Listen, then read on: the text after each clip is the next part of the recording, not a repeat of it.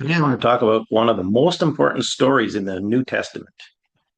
And the reason I say it's the most important, or one of the most important, is because Jesus said that wherever this gospel would be preached in the whole world, this one story would be told with it. So that's what we want to look at today. I want to make sure that the gospel that I preach is what Jesus would be able to say is this gospel. And I hope that by the end of this, you will also have a better understanding of what this gospel is, the one that Jesus is talking about, and that we'll be careful to listen to the other things that go on in Christianity. Is it this gospel that we're going to see, or is it some other gospel? Paul talked about things like that. He said there really isn't any other gospel, but the Corinthians would receive another gospel. So what did he mean by that? If there's only one gospel, how can there be another gospel? Well, there's things that pass themselves off as the gospel. They leave out very important parts of the message. And I would say in today's Christianity, in North American, the cultural Christianity we have so much of, or we hear so much of, it's trying very hard to blend a worldly attitude with Christianity. Like you can be a friend with the world and you can be a friend of God. And you can have everything the world offers and you can still be a Christian. And we see this Christian celebrities and people are falling for this. Um, I'm not saying that no famous people are Christians, but these are not the role models that we should be having in our lives. But unfortunately, Christians want celebrities to follow, just like the world does. Somehow, we think it validates our belief if a famous person believes it.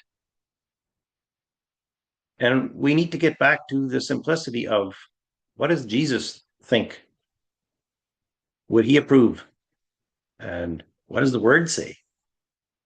And so it's clear to me that there are gospels and then there's this gospel, the one that Jesus preached. And he actually said it that way. He said this gospel. So let's look at that. There's going to be a few other scriptures beyond what I'm sharing here where it's said exactly that way, this gospel. So I encourage you to read that, look those up. Where does the Bible say this gospel? Because it's very specific. There's a specific gospel that Jesus preached, and it's not what everybody else is preaching. And one of the big differences is in this story, Matthew chapter 26. If we will learn what this means and why this story is so important to this gospel being spread, then we'll, I think, have some better understanding why that is not being taught. Because this is a message that is about denying our flesh. Whereas the examples I talked about, the celebrities saying, modeling their Christianity, peddling their Christianity is all about that you can live. You don't have to die and pick up your cross. You can be very much alive in your passions. You just have to say the right words here and there and say that you follow Jesus. But this gospel says we must obey and we must lay down our lives and pick up our cross. And that is what's missing in much of what gets passed as the gospel. And Matthew 26 is this story that Jesus said must be accompanied with the gospel, the real gospel. So I'm going to read this story. There's many details in there, but I want to bring out a few of them. Matthew 26, verse 6. When Jesus was at Bethany in the house of Simon the leper, a woman came up to him with an alabaster flask, a very expensive ointment, and she poured it on his head as he reclined at table. And when the disciples saw it, they were indignant, saying, "Why this waste? For this could have been sold for a large sum and given to the poor." But Jesus, aware of this, said to them, "Why do you trouble the woman? For she has done a beautiful thing to me. For you always have the poor with you, but you will not always have me. In pouring this ointment on my body, she has done it to prepare me for burial. Truly I say to you, wherever this gospel is proclaimed in the whole world, what she has done will also be told in memory of her. So when we seek to understand what is meant here and we seek to live that way, the way this woman did, then we are entering into this gospel. So there's some things that are said about this sacrifice that the woman made. And the disciples actually thought it was a waste. And I believe that if we will understand that worship to God, true worship is in spirit and truth. It's giving ourselves as a living sacrifice, our bodies. It's not in the outward expressions of raising our hands and moving to the music. It's actually a deeper, heartfelt giving ourselves over to God so that His will can be done and that our will takes the back seat. That worship must come before service. That's actually what is happening here in this story. The woman is giving it to Jesus, and the disciples who had this religious mindset, hey, we should be doing something good, that outwardly, service, right? We could have given it to the poor. That's a good thing. But in comparison to sacrificing yourself to Jesus, it's a much lesser thing.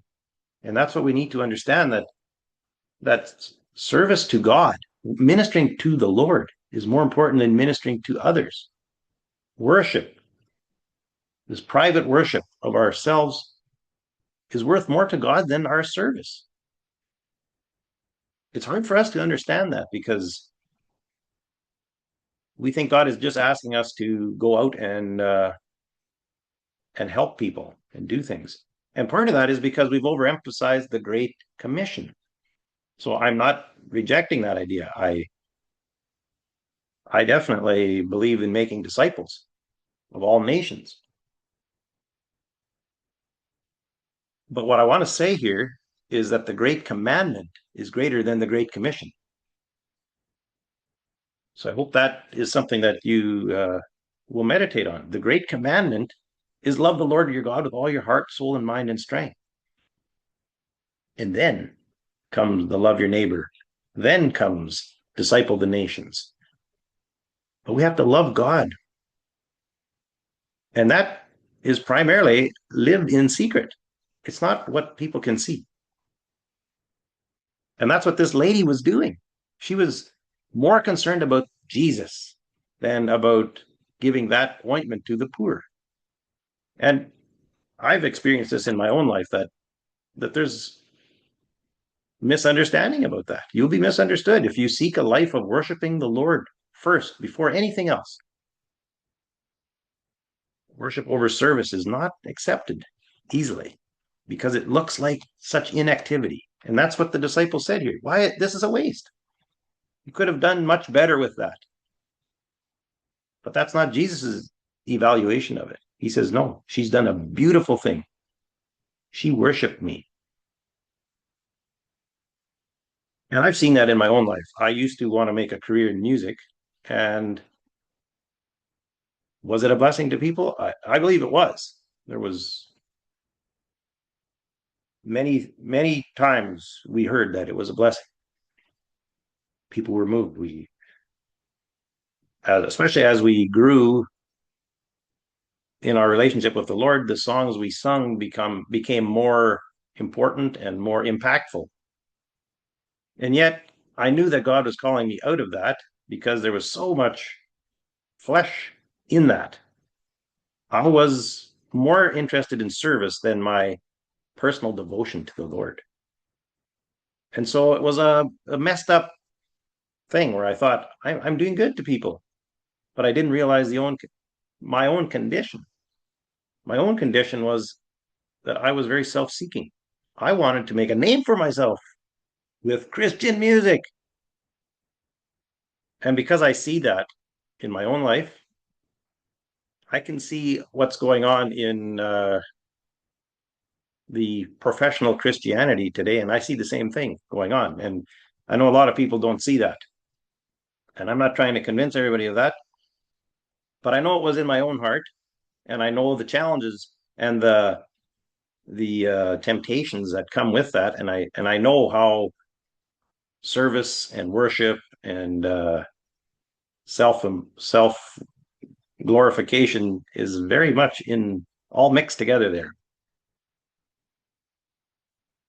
And so when I pulled away from the music, people actually were upset with me. They said, "You're spoiling, you're wasting your gift. Your gift is so good to help people." But this was real to me.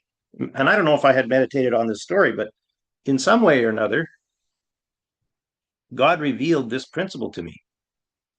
And I believe this principle is elsewhere in scripture too. So I don't know exactly how God made that real to me, but I did see that a pure and simple devotion to Christ was what matters. That's what he was looking for. And I didn't care if I never was known as a musician again.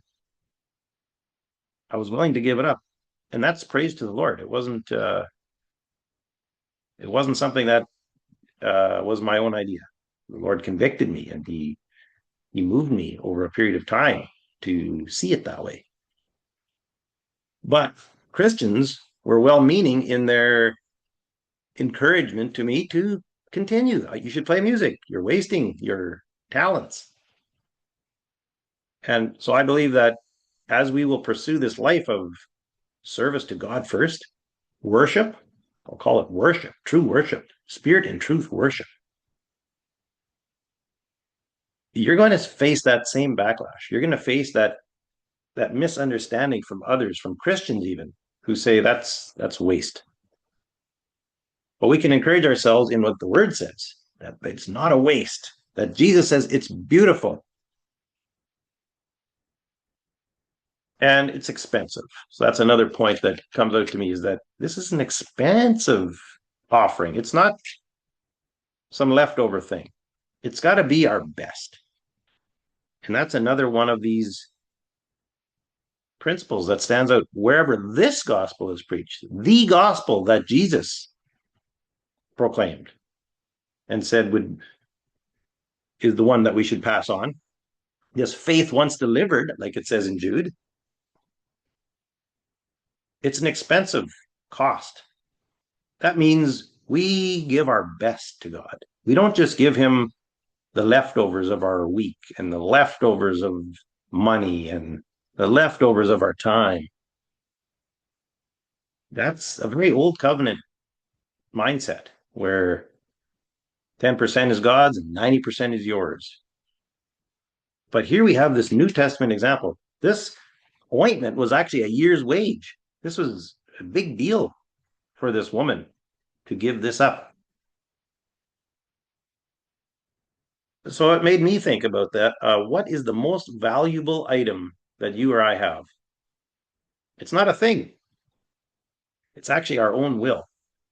Our identity is the most important thing to us. That's what we hold the most dear. Why did I pursue music? Because it gave me an identity. Why do you pursue something selfish other than God's interests? It's because you have an identity that is attached to that skill or that talent, that ability, whatever it is. So the most important item we have that we need to break and give to God is our will. And until we give that up, we're always going to be a mixture, highs and lows, you know, falling into condemnation, rising up and finding out that you're proud as soon as things go good. We're going to be drifting, and we're not going to be steady, stable, unmovable. When we give up this expensive thing called our will is what's keeping us from knowing God. Because to go through the veil is into the presence of God is the promise of the new covenant in Hebrews. we can read about this, where Jesus went into that through his flesh. By denying his flesh, he went in.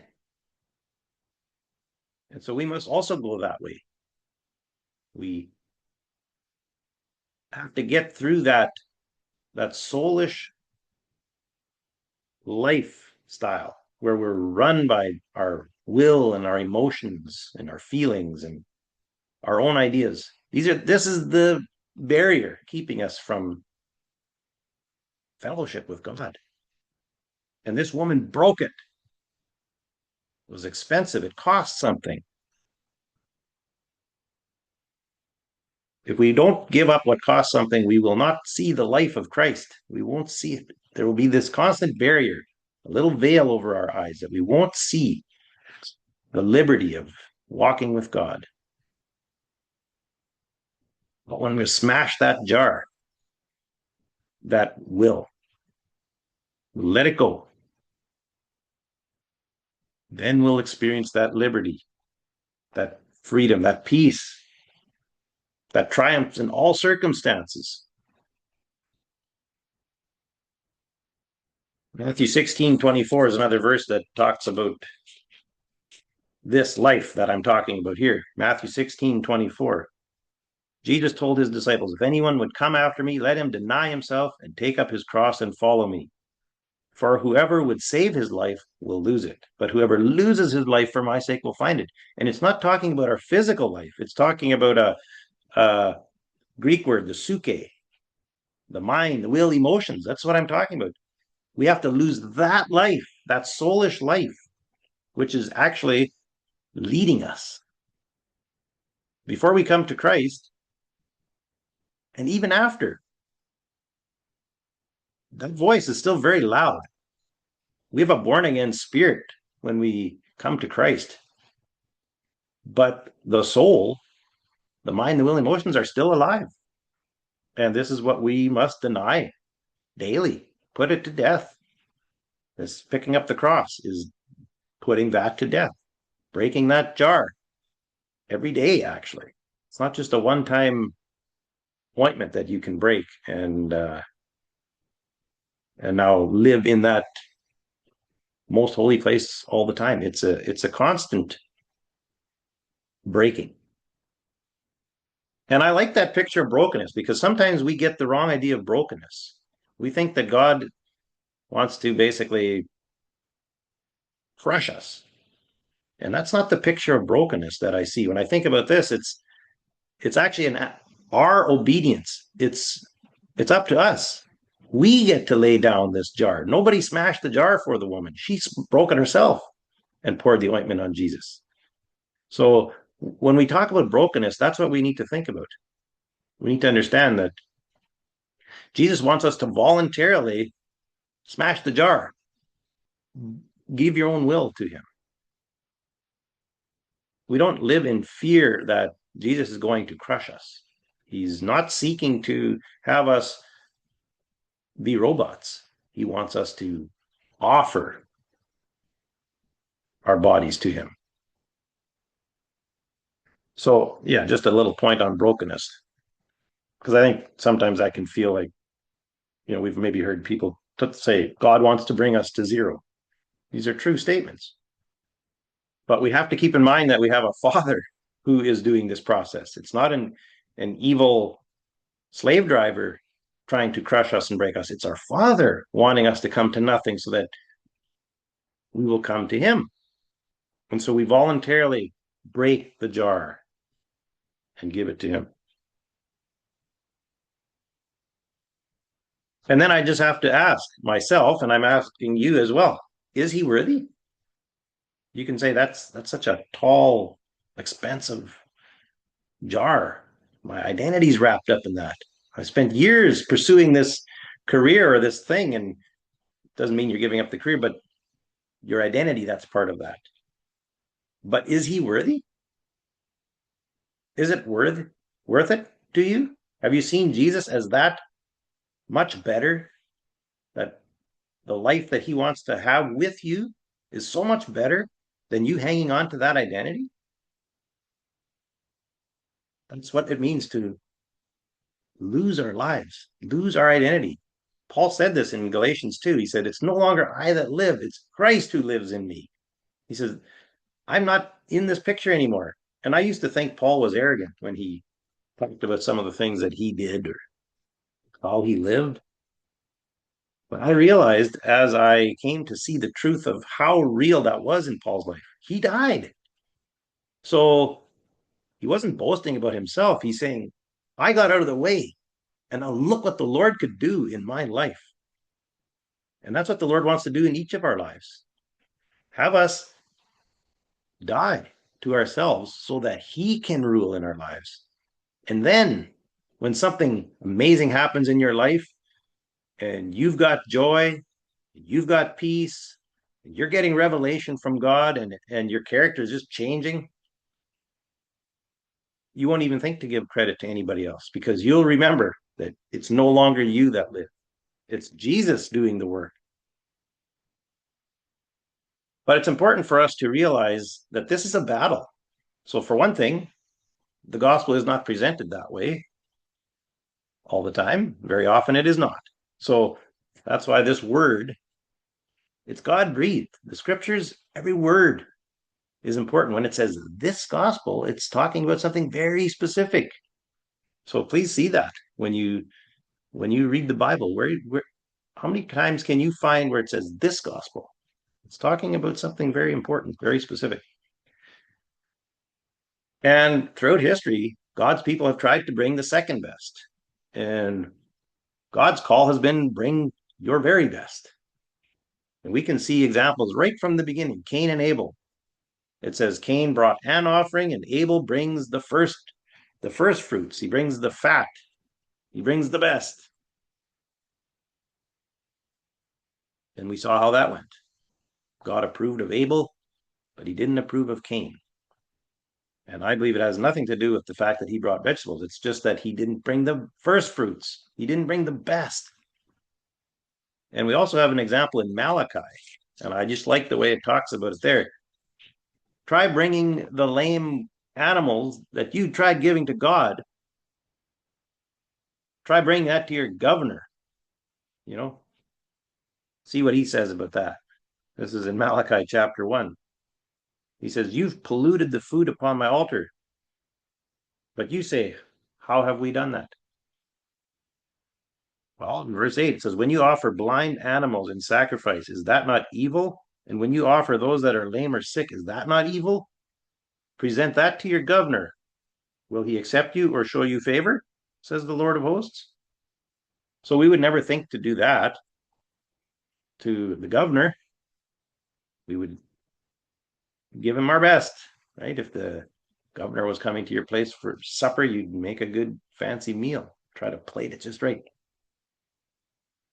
But here's the Israelites saying, we can give blind animals, lame animals. Well, how can we understand that for ourselves? How do we apply that? That's giving the second best and the third best and the leftovers. Give your best to God. But God's people, like I say, have always tried to get around it. And there's a constant pull to give second best. But thankfully, there's examples of God's people bringing their best. Abel was one. Mary, sitting at the feet of Jesus. When Martha wanted to serve, Mary sat at the feet. Jesus said, that's the important thing. I think that's in Luke chapter 10. And in 2 Samuel, where David is making a sacrifice, I think I mentioned this verse briefly just in passing before, but I didn't give you a reference. But 2 Samuel 24 is where David, 2 Samuel, he makes an offering to God, and one of the people there of the threshing floor owner there, he says, hey, David, you can have all this. I'll give it to you for nothing. And David says, no. The king says to Araunah, no, but I will buy it from you for a price. I will not offer burnt offerings to the Lord my God that costs me nothing. So that's David's attitude. He's not going to offer a cheap offering to the Lord. He's going to offer the best. It cost him something.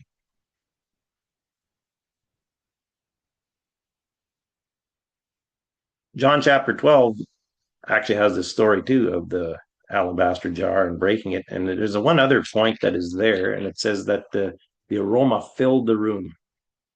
And I like to meditate on that because we can think, wow, this is just a serious Christian life. I'm dying to myself and I'm breaking and all that.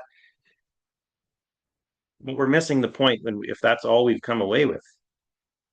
First of all, Jesus said it was beautiful, and this will be remembered throughout history. Wherever this gospel is preached, this story will be told. Jesus wanted her remembered.